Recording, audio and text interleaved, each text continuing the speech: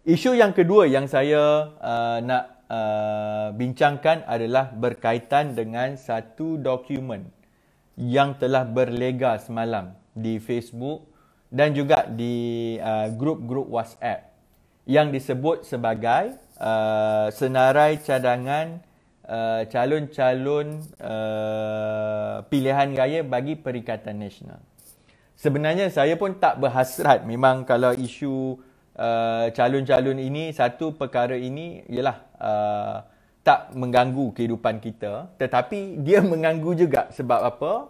Bila dilihat soal, bila dah keluar senarai calon, walaupun yang kita akan bincang sama ada perkara itu sahih ataupun tidak, yang kita kena ambil maklum bahawa pilihan raya akan dipanggil ataupun berlaku pilihan raya mengejut kerana Perikatan Nasional sendiri. Jadi tak kisahlah orang nak kata kedudukan Pakatan Harapan sekarang ni macam mana dan sebagainya. Tetapi kunci berlakunya pilihan raya mengejut itu terletak kepada Perikatan Nasional. Jadi apabila Perikatan Nasional ini terus tidak stabil, walaupun dulu dikatakan dah keluar 100 hari kejayaan dan sebagainya, keadaan tersebut masih gagal mengekang ura-ura bubarnya parlimen.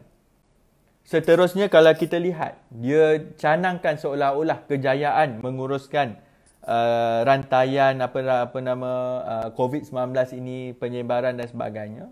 Kita tahu bahawa yang bersusah payah, yang bersungguh-sungguh adalah our frontliners. Mereka yang bersungguh-sungguh bersama-sama dan rakyat itu sendiri. Kalau kita lihat negara jiran dan sebagainya, ada yang sebenarnya menghadapi masalah kerana rakyat tidak memberi kerjasama. Tapi dalam isu ini, siapa yang baru join boleh terus kongsikan. Sebab yang ini saya nak cerita sedikit lah soal calon yang dikabarkan calon Perikatan Nasional dan macam mana rakyat nak tengok lah. Okay. Pertama saya dah sebut, kerana PN tak stabil, maka akan terus wujud desas-desus pilihan raya mengejut. Tapi kalau kita lihat, bagi mereka yang tahu apa yang saya maksudkan, dia tahu. Tapi yang mereka yang tak jumpa lagi senarai tersebut, boleh cari.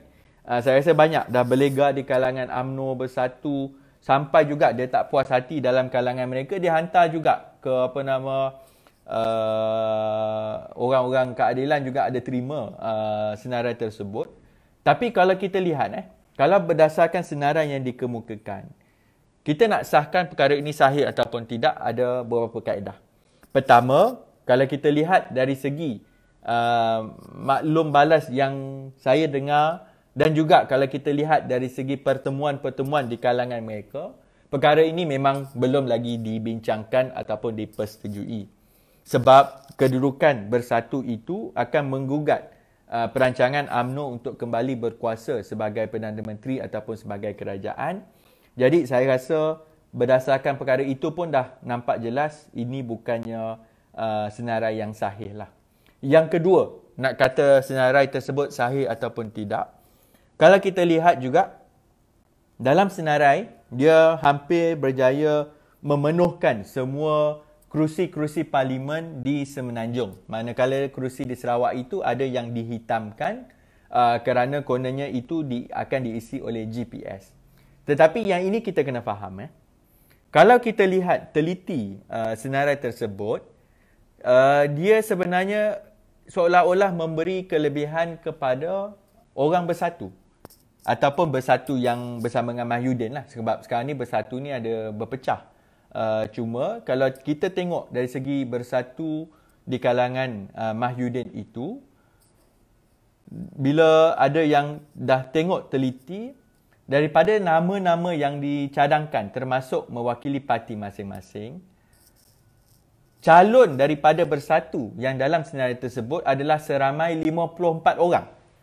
Ini hebatlah. Maksudnya kalau Bersatu bila masuk mana-mana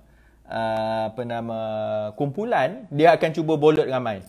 Jadi yang di kalangan Bersatu ini yang dinamakan adalah seramai 54 kursi. Yang ini good luck kepada Perikatan Nasional. Selamat maju jaya kepada UMNO dan PAS. Sebab itu bila dapat calon ini saya seronok. Sebab tengok bahawa seolah-olah ini adalah senarai dream ataupun mimpi daripada Bersatu. Tetapi kalau kita nak tuduh bahawa senarai ini datang daripada Bersatu pun agak payah. Sebab mungkin juga ini adalah sidewall daripada UMNO sendiri ataupun PAS untuk menakut-nakutkan akal umi mereka. Sebab yang bertanya, yang sebenarnya antara yang mereka cuba semak juga adalah daripada orang UMNO di bawah. Mereka ada bertanya dalam grup saya nampak, dan tanya betul ke sah ke senarai ini dan sebagainya. Kerana apabila keluar senarai semalam, antara yang marah yang sebenarnya terkesan adalah orang UMNO dengan PAS. Terutamanya UMNO lah yang merasakan bahawa mereka terpaksa mengalah banyak kepada parti sepihan Bersatu ini. Jadi bagi saya tengok senarai tersebut, perkara yang ketiga yang kita sangsi mengenai kesahihan senarai itu bahawa itulah calon-calon Perikatan Nasional kerana selalunya senarai pencalonan ini adalah di penghujung. Last sekali tak ada siapa yang tahu dan cuma yang akan menjadi kelakar di peringkat Perikatan Nasional. Ketika Pakatan Harapan sebelum ini dalam isu rundingan kerusi kita dah meterai dari segi pembahagian melalui parti dan ketika itu jangan lupa Pakatan Harapan menang dengan memakai bendera keadilan. Maksudnya, ianya hanya bukan menggunakan logo keadilan, tapi juga mereka bertanding atas tiket Parti Keadilan. Jadi, bila disebut bertanding atas tiket Parti Keadilan, orang yang bertanggungjawab, mereka yang nak bertanding atas nama parti ini kena dapat watikah daripada parti tersebut. So, mereka yang bertanding dalam pilihan raya yang lepas, telah menerima watikah yang ditandatangani oleh Kak Wan, Datuk Seri Wan Azizah. Kerana Kak Wan ketika itu adalah Presiden Parti Keadilan Rakyat. Ini termasuk diguna pakai oleh Tan Sri Mahyudin.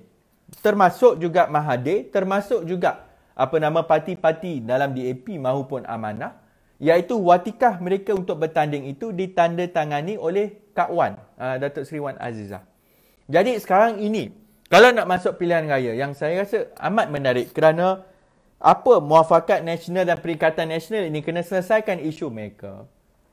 Sekiranya mereka nak bertanding menggunakan satu logo ataupun satu platform, ianya akan meletakkan bahawa Mahyudin kena sign tanda tangan watikah kalau Mahyudin jadi ketuanya lah. Takut Mahyudin pun tak dapat masuk dalam muafakat nasional punya strategi.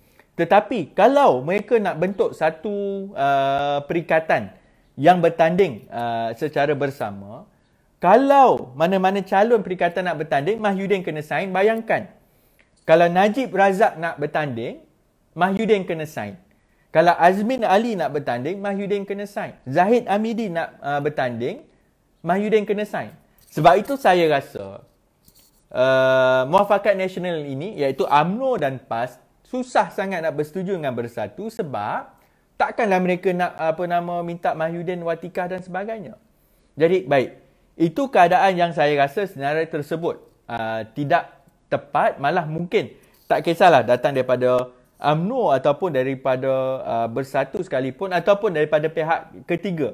Cuma kalau saya nak kata senarai tersebut datang daripada, mungkinlah ini permainan percaturan daripada Pakatan Harapan dan sebagainya. Kalau diteliti nama-nama yang dikemukakan semalam itu, memang nama-nama itu adalah kadang-kadang kita tak kenal siapa. Maksudnya orang-orang yang diketengahkan itu adalah daripada akar umbi UMNO, PAS dan juga Bersatu. Ada muka-muka baru. Baik. Jadi apa yang kita boleh belajar daripada senarai tersebut? Pertama, kita nampak bahawa satu-satunya Bersatu ataupun Tan Sri Mahyudin nak kekal relevan sebagai Perdana Menteri, ataupun kalau satu-satu caranya Tan Sri nak terus dilantik sebagai Perdana Menteri, Bersatu memang kena bertanding banyak kerusi. Jadi dalam senarai semalam, kalau kita tengok senarai kerusi itu, Bersatu minta 54 kerusi. Kalau nak bertanding 54 kerusi ini, kalau kita lihat di kalangan mereka ini, incumbent atau kalangan ahli parlimen sedia ada ni memang semua dapat kerusi. Sebab itu saya pun susah nak percaya senarai ini. Sebab mereka yang khianat daripada keadilan ataupun Pakatan Harapan sebelum ini, semua dapat bertanding. Termasuklah di Sarawak. GPS takkan bagi jalan. Mereka tahu bahawa mereka nak bina kekuatan. Kalau nak mempengaruhi Sarawak for Sarawak dan sebagainya, Sarawakians, apa yang berlaku apabila calon-calon yang lompat daripada Pakatan Harapan sebelum ini, takkanlah dia nak bagi tempat untuk bertanding sana. Dan saya rasa kalau di Sarawak bertanding 3 penjuru, kalau GPS tak bagi jalan, memang GPS akan ada peluang yang lebih baik daripada kumpulan Kitol tadi untuk memenangi kursi tersebut. Baik, itu yang kedua. Yang ketiga, kalau kita lihat sebab mereka tertekan sangat dengan soal macam mana terpaliknya zaman Barisan Nasional ini, orang memang benci soal rasuah, soal penyelewengan dan sebagainya. Dan juga ada juga memang dari segi gesaan sebelum ini supaya orang-orang taiko-taiko, orang-orang senior dalam UMNO ni tidak bertanding. Maka siapa yang nampak senarai tersebut, mereka telah padamkan nama Zahid dan Najib daripada bertanding. Ini menarik sebab kalau perkara ini dipersetujui, UMNO memang akan menjadi satu sejarah, iaitu presiden mereka tidak dibenarkan untuk bertanding dalam pilihan raya. Jadi siapa yang nak lead kempen pilihan raya UMNO? Jadi saya rasa perkara ini juga menunjukkan bahawa satu-satunya untuk Mahyudin kekal relevan untuk menjadi Perdana Menteri, nama Zahid dan Najib ini perlu digugurkan. Sebab mereka tahu kalau berlaku dalam keadaan sekarang ini, yang sebenarnya yang ada angka adalah UMNO yang lebih ramai, maka tidak logiklah untuk Mahyudin kekal berkuasa. Jadi senarai ini sebenarnya seolah-olah diminta pemimpin UMNO ini dibesarkan dan sebagainya, dan orang-orang macam Azmin dan Zuraidah ini kekal dalam senarai tersebut.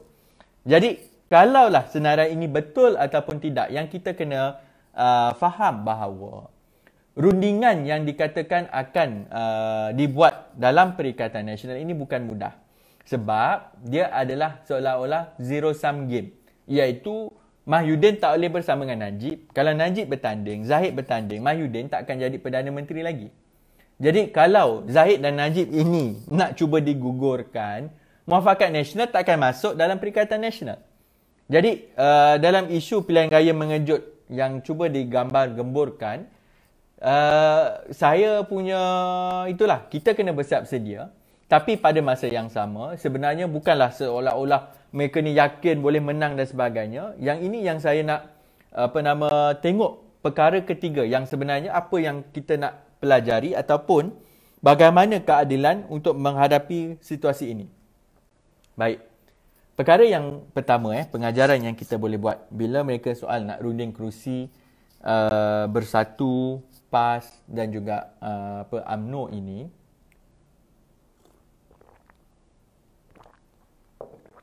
yang kita kena faham, bila saya lihat calon-calon tersebut dan bila kita semak di beberapa kawasan, kita tahu bahawa akar umbi tidak akan setuju. Sebagai contoh, kerusi-kerusi yang Bersatu menang, yang sekarang ni berdendang sebagai ahli parlimen yang rasa sangat hebat dan sebagainya, mereka menang di kawasan-kawasan kubu kuat UMNO. Ini adalah kerusi-kerusi tradisi UMNO Barisan Nasional. Dan cuma sebab pilihan raya yang lepas berlaku gelombang dan macam-macam lagi lah, dengan kekuatan daripada PH, isu Anwar dalam penjara, kemudian Mahathir lah kalau siapa yang nak letak sekalipun. Ini menyebabkan kursi-kursi kubu kuat UMNO ini tumbang, dan yang menang ini adalah yang Bersatu menang ini adalah di kawasan-kawasan kubu kuat UMNO, ataupun akar umbi yang selama ini memang lawan, yang memang tak nak menyerahkan kepada Pakatan Harapan. Dan kalau ikut senarai tersebut ataupun yang sebenar kedudukan Bersatu dulu ada sekitar dalam 12 kerusi asal. Berlaku pilihan raya kecil, maka kurang satu, dan mereka yang sebenarnya yang jadi serpihan yang bersama dengan Mahathir sekarang, maka kerusi asal Bersatu ni ada dalam 6 kerusi sahaja. Jadi kerusi asal ini, kalau UMNO terus mengalah, serahkan kepada Bersatu, maksudnya UMNO, akar umbi UMNO dekat situ akan lumpuh. Dan mereka ini akan protes dan tidak akan bersama. Yang kedua, yang kalau kita lihat juga, Kerana bersatu punya kekuatan sekarang ni bergantung kepada kitol yang sertai mereka. Yang mana kitol di sana ada dalam 10-11 kerusi parlimen. Kumpulan-kumpulan yang daripada dulu, daripada keadilan, patutlah geng-geng kartel ini, kalau mereka bertanding, orang PAS dengan UMNO nak bagi undi ke? Yang mana yang tengah sokong, yang saya nak tengok komen-komen yang sebenarnya cuba menghentam keadilan dan sebagainya. Yang saya nak tanya, kalau Azmin bertanding di kawasan kamu nak undi Azmin ke? Saya nak tengok komen-komen daripada orang PAS dengan UMNO ni, dia biar dia tulis, saya akan mengundi Zuraidah tanpa kira rasa sesal dan sebagainya. Saya akan undi Azmin Ali, sokong, sanggup mempertahankan. Saya rasa tidak. Orang UMNO dengan PAS pun dia ada maruah juga yang di bawah ni. Kadang-kadang walaupun yang komen-komen ini agak pedas dan sebagainya, tetapi hakikatnya dia akan umbi. Kalau berlaku seolah-olah, kita ambil contoh yang paling mudah, Parlimen Gombak. Yang ini pun kalau siapa nak ambil, kalau Gombak bertanding, ini kerusi tradisi keadilan lawan UMNO. Sampai masa orang keadilan iaitu Azmin, dia khianat, dia keluar. Kalau dia nak bertanding dekat Gombak, mana maruah UMNO kat situ yang selama ini berjuang melawan keadilan dan sebagainya, sampai masa kau kena cium Azmin punya pencalonan kat situ? Tak boleh. Kalau dilihat lagi kursi-kursi yang lain yang kita rasa seolah-olah risau, macam manalah diorang ni dah kuat dan sebagainya.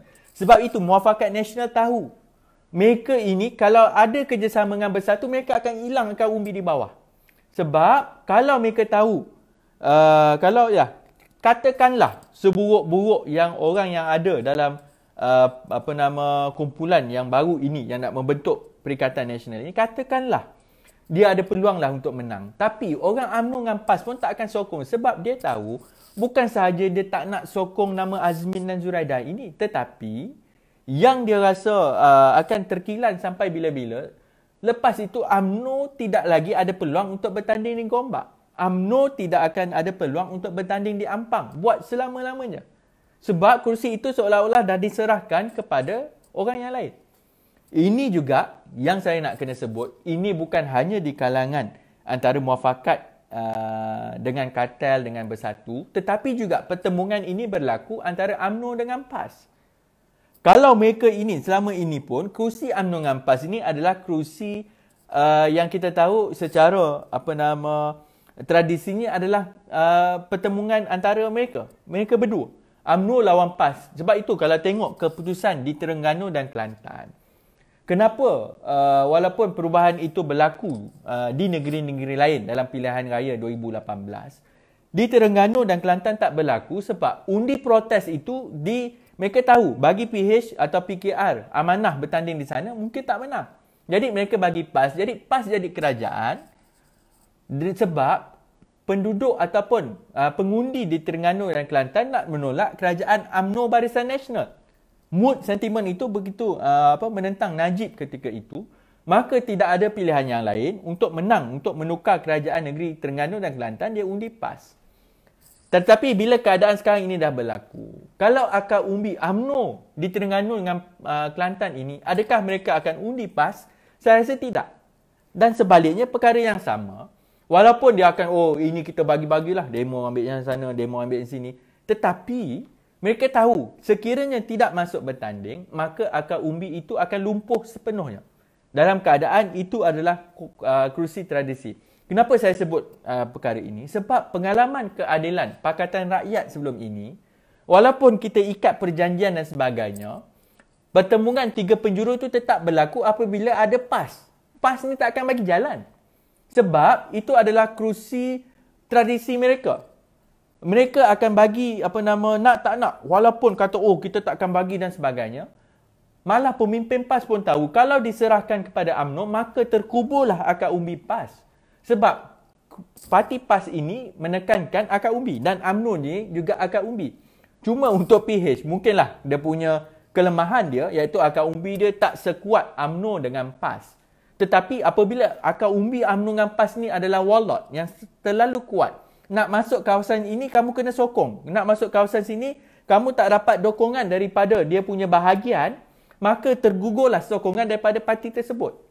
berbeza dengan Pakatan Harapan. Mungkin orang kata akar umbi dia lemah dan sebagainya. Tetapi kerana ada ruang sedemikian, maka rundingan kerusi di peringkat Pakatan Harapan sebelum ini boleh berlaku. Tetapi kami pun gagal ketika Pakatan Rakyat sebab ada PAS. PAS tetap akan masuk bertanding 3 penjuru. Sebab bagi dia, ini bukan soal menang. Dia soalnya akar umbi kena jaga. Kalau akar umbi tersebut lumpuh dan sebagainya, maka mereka ini tidak akan ada peluang untuk membina akar umbi di sana. Dan perkara ini berbeza. Ada sebut tadi saya nampak PRK ini sebab satu kursi bang. Satu kursi ini dia mengalah lah. Dia tahu pun dia bertanding sekarang tak dapat apa. Tetapi kalau nak bentuk kerajaan lah, nak fikir soal kedudukan kerajaan negeri, yang ini tak akan mengalah. Tetapi kalau berlaku, contohnya UMNO kata Kelantan dan Terengganu ni serah kepada PAS. UMNO Kelantan dan Terengganu tak akan undi PAS. Saya tak kisah. Contohnya memang dia akan ada persetujuan yang mana calon-calon di Terengganu dan Kelantan ini yang diutamakan adalah PAS. Orang UMNO kat sana tak akan bagi. Sebab dia tahu kalau bagi PAS, kalau PAS menang, UMNO tu akan lumpuh kat sana. Maka yang kita tahu, yang ini saya juga kalau tanya saudara Rafizi lah yang sebut sebelum pilihan raya, dia punya pengiraan sebelum ni yang satu-satunya orang yang mengatakan bahawa Pakatan Harapan boleh menang pilihan raya yang lepas kalau berlaku 3 penjuru sebab dia tahu bahawa undi antara parti ini tidak boleh dipindah milik. Dan apabila berlaku 3 penjuru, lebih memudahkan kita untuk menang lah. Cuma sekarang ini, katakanlah walaupun UMNO dengan PAS ini berjaya kerjasama dan juga masuk bersatu, nak so-called nak berunding secara bersekali, yang ini tidak akan lepas juga sebab senang je. Dia punya barometer yang nak test yang saya minta. Kalau teman-teman, kalau ada orang PAS yang terlalu taksub, yang kononnya, kita dah nak kalahkan PH, kita tanya, kalau kamu, calon itu adalah Azmin Ali, kamu nak undi ke tidak? Atau calon itu Zuraidah Kamarudin, kamu nak undi ke tidak? Kita tengok jawapan dia. Kalau dia nak undi, itu saya rasa PAS memang, actually dia kena risau lah. Sebab akar umbi dia begitu, taksub dengan keputusan parti. Tetapi, bila berlaku yang dia selama ini menolak dan sebagainya, sebab itu, yang kita kena faham, yang kita kena tengok apa kaedah keadilan, parti keadilan ini yang boleh kita buat. Angkatan muda untuk saya dengan kawan-kawan AMK dan sebagainya. Satu-satu caranya yang kita nak berdepan dengan Perikatan Nasional sebab mereka ni akan bertembung dan sebagainya. Perikatan Nasional kena kekal, Perikatan Nasional dia akan macam itu. Tetapi untuk keadilan ini, kita kena pastikan bahawa kita kekal berprinsip. Sebab hanya yang nampak ada prinsip sekarang ini hanya parti keadilan. Yang sebenarnya walaupun apa yang berlaku, garis pemisah walaupun ada nampak ialah seolah-olah antara soal habuan jadi kerajaan ataupun keburukan Perikatan Nasional. Tetapi dalam percaturan apa-apa yang berlaku, keadilan ini masih kekal dengan prinsip. Walaupun orang kata yang ada komen PKR ni mungkin berpecah di bawah ada pimpinan yang tinggalkan parti apa semua. Yang mereka tinggalkan parti sebab mereka dah tak percaya kepada prinsip kita. Tak ada masalah. Yang mana yang nak peluk Azmin sekarang ini silalah. Yang rasa inilah pemimpin yang dia sayang sangat. Azmin Ali masuk Perikatan Nasional. Alhamdulillah lah. Saya rasa seronok. Yang mana yang seronok. Kami pun seronok. Orang PAS pun seronok. Tak seronok. Saya tahu. Orang PAS dengan UMNO ni memang. Dia memang kalau bincang kat bawah dan sebagainya, dia pun rasa macam, apa gila ya. Dalam keadaan sekarang kita berjuang selama ni muafakat nasional. Sebab itu, masih ada suara-suara yang tidak senang dalam UMNO sendiri yang masih bersuara. Saya tengok tadi, saya nampak daripada Nur Jazlan kot. Orang lama dalam UMNO ini. Anak Tok Mat dulu. Mat Rahmat. Tetapi yang ini kalau kita lihat, kita tahu akar umbi UMNO ini memang tak boleh nak terima mereka. Sebab itu keadilan ini, walaupun katakanlah orang tak nak terima, tak nak bersama dengan keadilan, nak keluar parti, saya rasa tak ada masalah. Sebab selagi keadilan dipegang kepada prinsip, maka kita akan menarik kumpulan-kumpulan yang percaya dengan prinsip. Dan saya percaya dalam politik tanah air sekarang, rakyat menyampah dengan permainan orang politik. Rakyat menyampah dengan percaturan. Berebut jawatan, ambil GLC dan sebagainya. Rakyat sebenarnya benci bila orang politik ni cakap, tapi isu penjaja, isu orang-orang susah di luar ni tak bantu.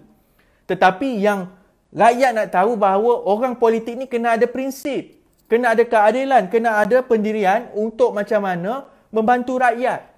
Sebab bila terpaksa buat keputusan, dia nak tengok kita buat keputusan berdasarkan prinsip ataupun buat keputusan berdasarkan perut dan juga jawatan. Jadi sebab itu, kepada pendukung-pendukung Pakatan Harapan, saya menyeru kita lihat kerangka yang lebih besar. Kita dah lihat macam mana Perikatan Nasional ini menghadapi masalah yang besar. Dan mereka seolah-olah kata pilihan raya mengejut nak selesaikan isu ketidakstabilan politik. Dia buat pilihan raya mengejut, Perikatan Nasional terus tidak stabil. Mereka akan ada pilihan sama ada yang tengok senarai yang semalam. Dia nak gugurkan orang UMNO sebab orang bersatu pun tak boleh nak masuk. Tetapi pada masa yang sama, pertemuan antara Azmin, Zuraidah ini, kami bersyukur bila mereka masuk ke dalam Perikatan Nasional sebab dia membawa manfaat yang lebih besar kepada keadilan. Jadi yang ini biar Azmin menguruskan kemenangan keadilan dari dalam Perikatan Nasional. Itu mungkin sumbangan terbesar daripada Zuraidah selepas ini, iaitu sumbangan Zuraidah terbesar kepada Parti Keadilan Rakyat adalah dengan menyertai Perikatan Nasional. Jadi saya rasa cukup penjelasan hari ini memang saya rasa agak jelas memberi gambaran kepada penonton bahawa peluang nak masuk pilihan raya kali ini adalah memilih antara mereka yang berebut soal jawatan, soal kedudukan mereka dengan mereka yang sebenarnya di kalangan keadilan ini yang memperjuangkan prinsip dan pendirian untuk membela rakyat dan juga keadilan kepada masyarakat Malaysia. Jadi cukup sekadar itu. Saya rasa agak panas sedikit, tapi insya-Allah penjelasan ini akan memberi semangat dan juga pencerahan kepada penonton sekalian. Jadi sekali lagi terima kasih. Assalamualaikum warahmatullahi wabarakatuh.